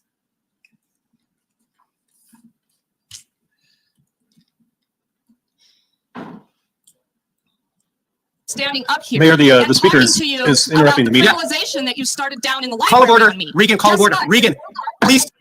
So at 6:33, I believe Ms. Benson started speaking. Actually, let's just go back and get good timestamps on this. Apologies for not making a better record. Okay. I'm going to start at 6:51. My cross streets or my address, but it is good to see you again. Okay. So I see at 5:56, the clock goes on and the light turns green. I believe the light turns green at 5:57 for purposes of the record. Would you agree with that, Ms. Niles? I'm not wearing my glasses, so I Okay. can't see the timestamp, but if I will take your I'm assurance with you on for that. it. Talk to you about all those things that we've talked about in the past as far as the criminalization that you've. Excuse me. No, Regan, This we is asked my you for- time. Regan, we asked you Excuse for me. your- This is my time. Regan, if you and can please I'm going stop. to make public comment, and I'm going to do it for 3 minutes uninterrupted. And if you interrupt me, I'm going to talk louder. Regan, So, no, back Regan, to I my asked you just to public state the city that you reside in. Standing up here. Mayor, the and speaker talking is to you interrupting about the meeting. criminalization that you started down in the Call of library order. on me. Regan, call of Guess order. what? Regan. One other thing I don't think we've talked about, this green light on the microphone is illuminated when it is active. Yes. Okay. And right now at 6:32, the green light is still active, right? Again, I can't see the timestamp, but I will accept your assurance that that's what time it is. Okay. Please, Regan, can you please stop speaking? You guys decided that you were going to provide. Mayor, can I ask that we take a It sounds to me that right around this 6:41, you can't hear Ms. Benson anymore, even though the green light is still on. I can still hear her. It's just not as loud, I think, as it was.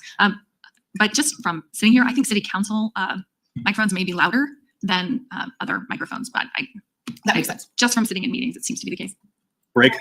I agree. So city council's going to take a break while the city attorney and the police department figure out a way to control the situation. Thank you.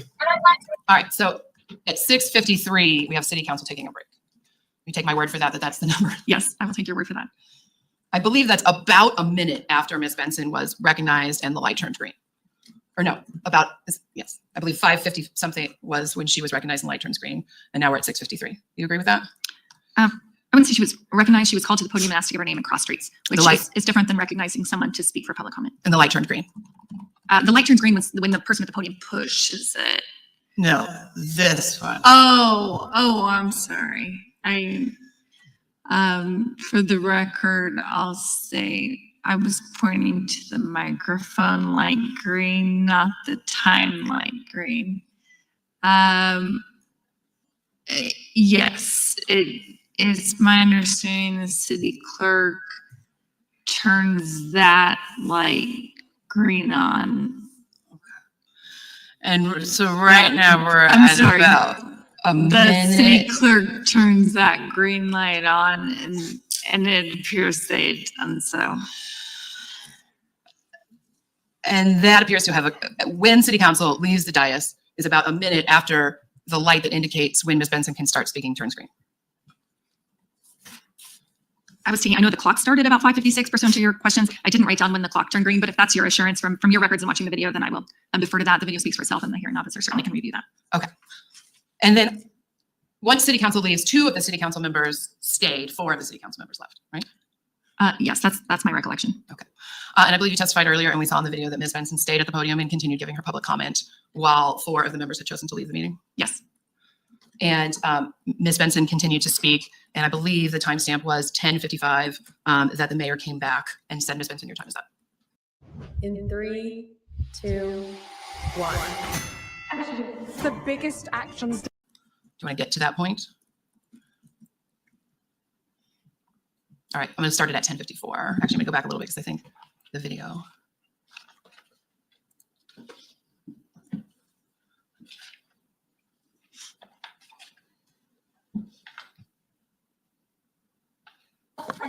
Ms. Benson.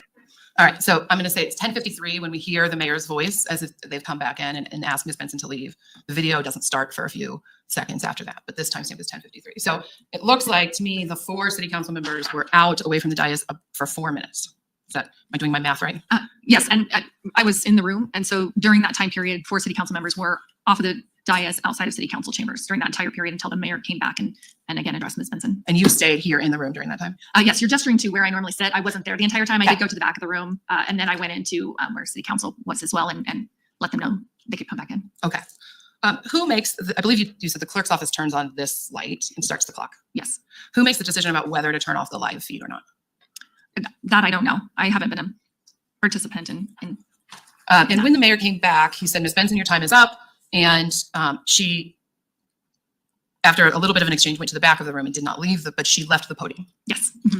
And after she left the podium, the meeting was able to continue and business was conducted. The next speaker was called up and the meeting went on. Yes, that's right. And Ms. Benson stood at the back of the room, but she did nothing to interfere with the meeting. I couldn't see. From where I sit, and for the record, I think we're audio, there's a big column between where I'm sitting in the back of the room. So I couldn't, I think I just glanced up once and saw her, but I will say from where I could see, the meeting was able to progress without further interruption. Okay. And if she was causing some major commotion, likely your attention would have been drawn to it. I would anticipate so, yes.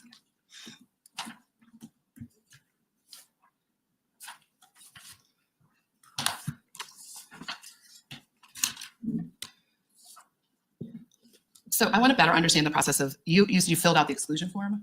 Yes. And then gave it to who? I believe I emailed it to the officer that was in the room during this meeting on October 7th. And who is that? I believe it was Chris Pagiano. Okay. And did you give any instructions as to when it was to be served or how it was to be served on Ms. Benson? No, I requested that the address and birth date information be completed because I didn't have that and wouldn't maintain it. Even if I had seen it before, which I don't believe I have. But so I emailed it to them and asked that they someone serve it on Ms. Benson. Okay. You knew that Ms. Benson was coming here to this room For an exclusion hearing the last time the city tried to keep her out of this building, right? Yes, I believe so. And you're aware that Ms. Benson was actually served with a copy of this exclusion notice as she walked in for her hearing on the other exclusion. I wasn't here, so I can't speak to that. Have you talked with the officer who served this exclusion, Officer Watts? I have before, yes. Have you talked with him about the process of serving this exclusion notice? I don't believe I have, but it's possible he reached out to me to tell me it was served, but I can't recall specifically. Okay.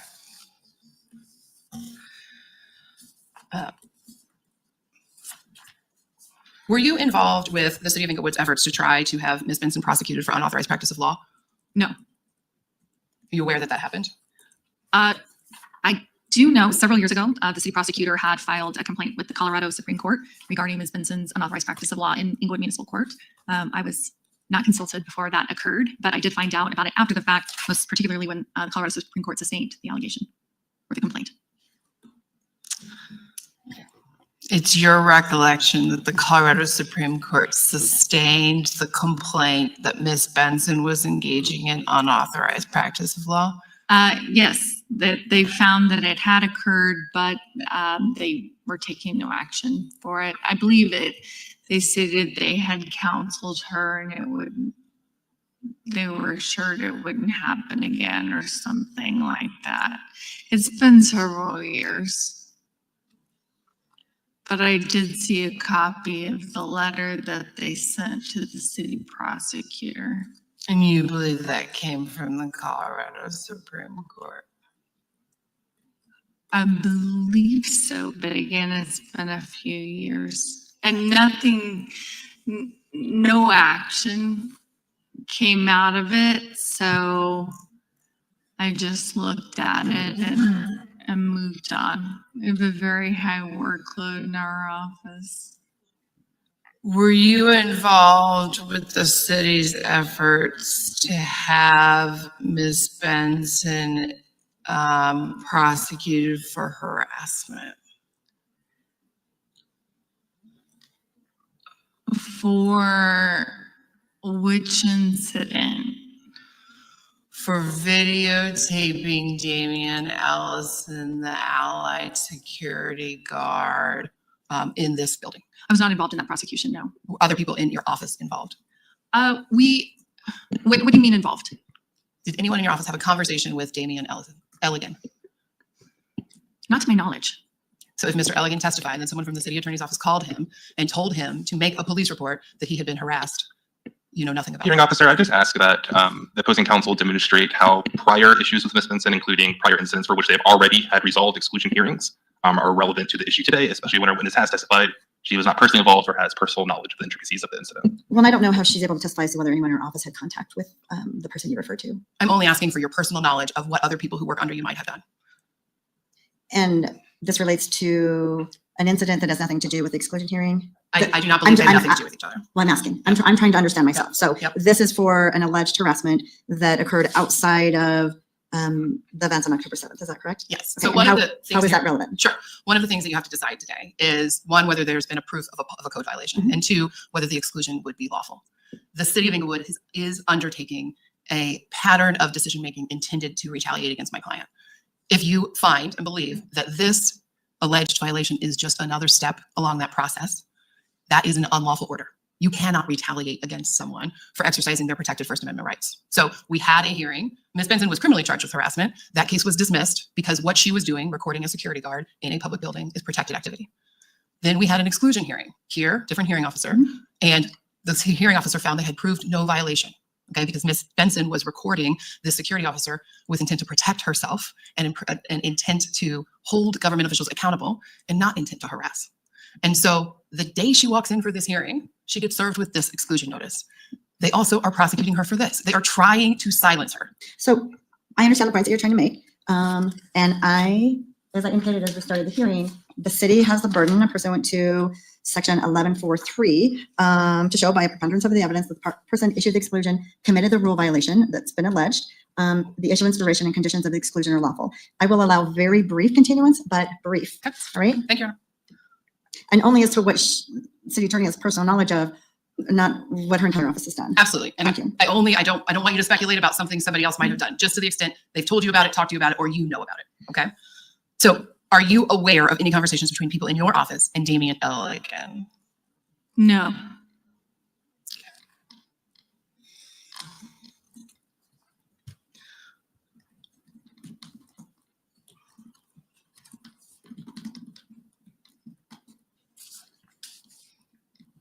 Are you aware that Mr. Elligan testified at the last hearing that someone from your office called him and told him to make a police report that he had been harassed? No, I'm not aware of anything about what she's testified. Have you heard the audio recording of Mr. Elligan calling into Englewood Dispatch where he says that someone from the city attorney's office called him and told him to call this number? No. If I could have a moment, Your Honor.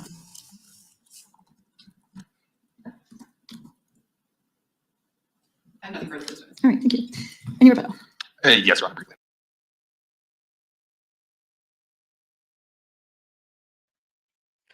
Well, well, well. What do you think so far? Hang on one second here. Just so you know, that evidence is all they entered. Their video, right? They did not bother to show the whole story, right? Because it wouldn't have looked good.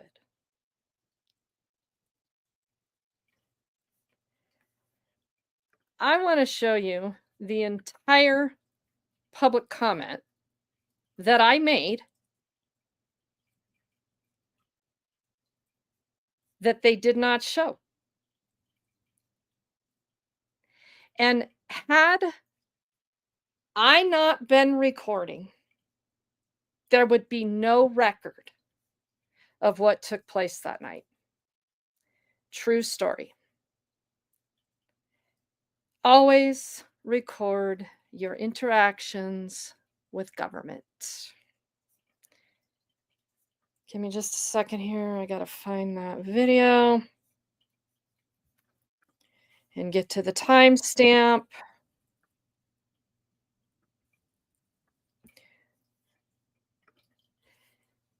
The insanity, the amount of money they are spending to shut me down is absolutely nuts.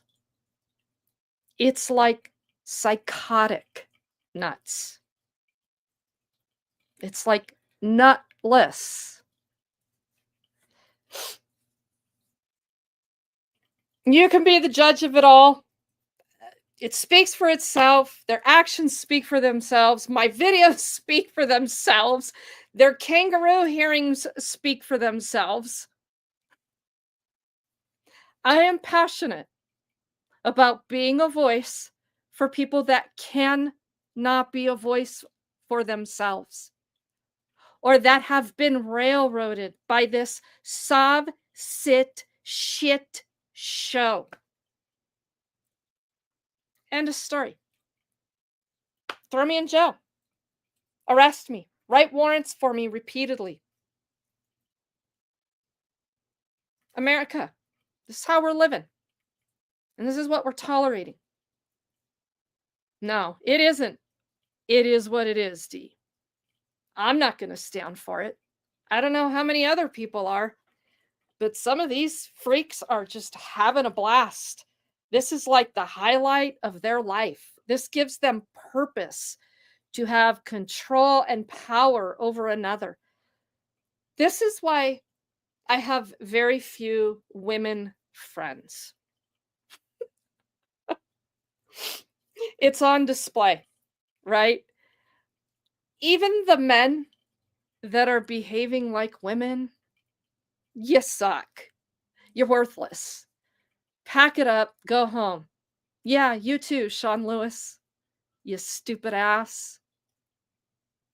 So I said I wanted to keep this at 2 hours. We're about 10 minutes over from my original start time. I just want to play this last public comment of what was said. And then we'll have to gather again and go through the rest of it. I think we've got like an hour and 10 or 15 minutes left of that hearing, of that 2 hour and 53-minute hearing. So we'll have to gather again on that. But let's take a look at this.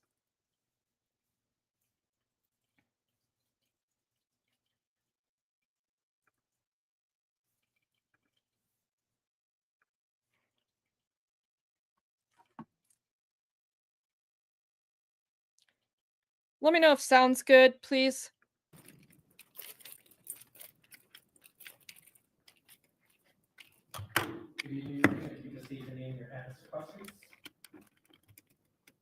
Good evening, Council. I'm not giving you my cross streets or my address, but it is good to see you again.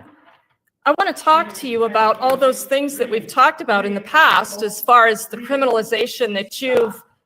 Excuse me, this is my time. Excuse me, this is my time, and I'm going to make public comment, and I'm going to do it for 3 minutes uninterrupted, and if you interrupt me, I'm going to talk louder. So, back to my public comment topic. Do you remember me standing up here and talking to you about the criminalization that you started down in the library on me?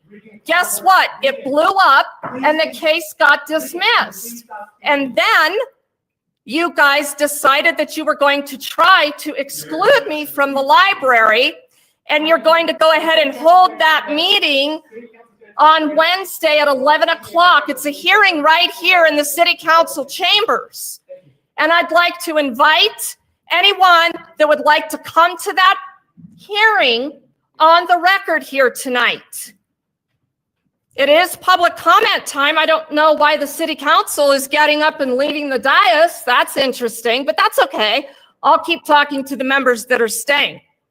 You've heard me talk before about this bogus criminalization that occurred downstairs in the library, where 3 librarians by the name of Bethany, Carrie, and Corrine lied to Gene Mulder, the cop of Englewood, who then continued to coach them in their lies.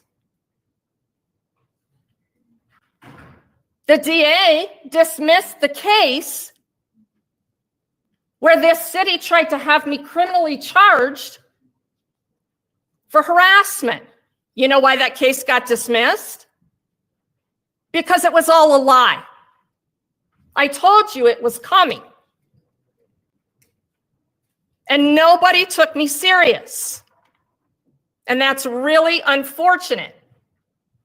And then the city doubled down and didn't get rid of the library exclusion and instead told my attorney, we're going to go ahead and try to ban her from the library. And so that hearing is this Wednesday at 11 o'clock. And I would like to invite anyone to come to that public hearing right here in the city council chambers. The city made note that they were going to post that hearing, but I don't see it posted anywhere. I'm not here to abuse my 3 minutes, so if somebody would like to start the timer and let me talk, if not, I guess I'll just keep talking and I'll just use public comment time to continue to talk about all the discriminatory behavior that has gone on in Englewood with the homeless community. This city for years has capitalized on criminalizing the homelessness. And guess what? The gig is up now because I'm not tolerating it anymore because it's class warfare, discriminatory, arbitrary application, criminalization, and the inability to use the public restroom in this building.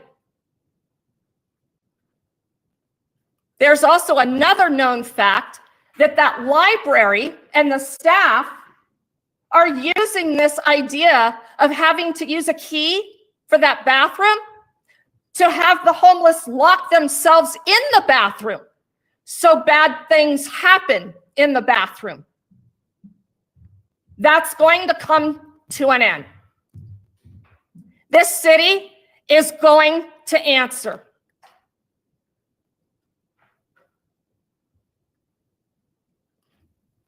I must be right.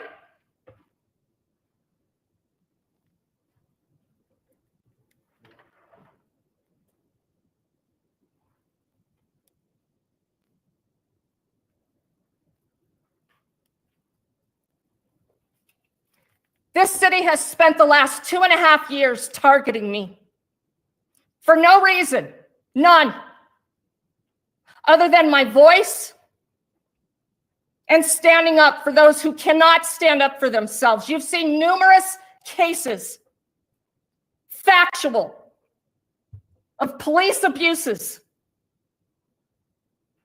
unlawful use of force. And this city is now having to answer. And look what's happening.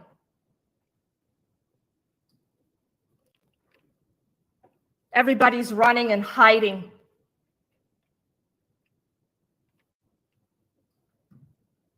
I wonder why that is. Remember the Stephen Joe show went on the internet? And Joe himself talked about how glad he was that a troll from Canada helped with the criminalization. Is my time up? So is that why you fools came back? Time is up. You didn't know what to do, so Tamara told you what to do. You pussies! You cowards! I'm not leaving. For the record, let me know that I have asked this instance of the council meeting. And we will now move on to the next speaker. We have that craft sheet to talk about felony. Mayor, before we proceed, Mr. Crabtree, can you please confirm that the live stream is happening right now? Sure. City clerk, is the live stream correct? Thank you. Apologies, Mr. Crabtree, when you're ready, you can state your name and your address across, please. Good evening, Matt Crabtree. Excuse me, at Sherman. Good evening, Mayor and members of the City Council. We'll be speaking to you tonight regarding an update on the two citizen-led ballot initiatives. Charter initiatives. We work with the benefit of the audience and the public that's listening from home. Ballot initiative 301 has been assigned, and 302.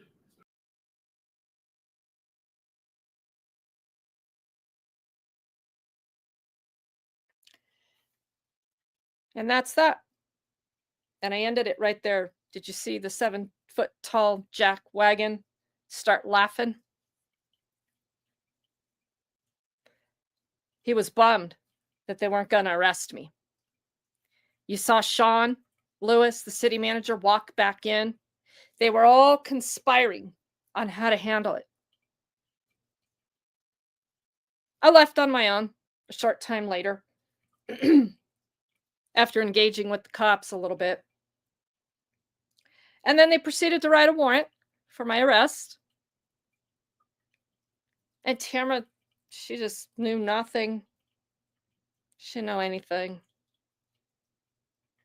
She just testified that a judge found probable cause to issue a warrant. I just had court on Friday. No discovery. DA doesn't want to drop the case. They're working to build their case.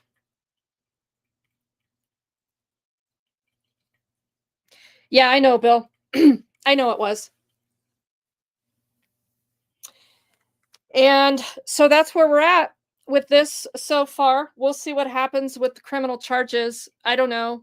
That ultimately is, I'm charged with a petty offense.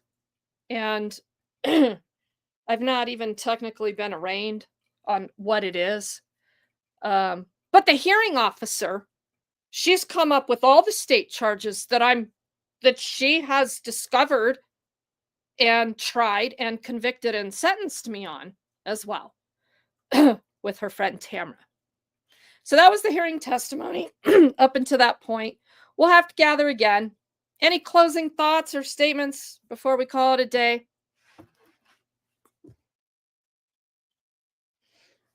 There you guys. Well, that was fun. Okay. Bye-bye.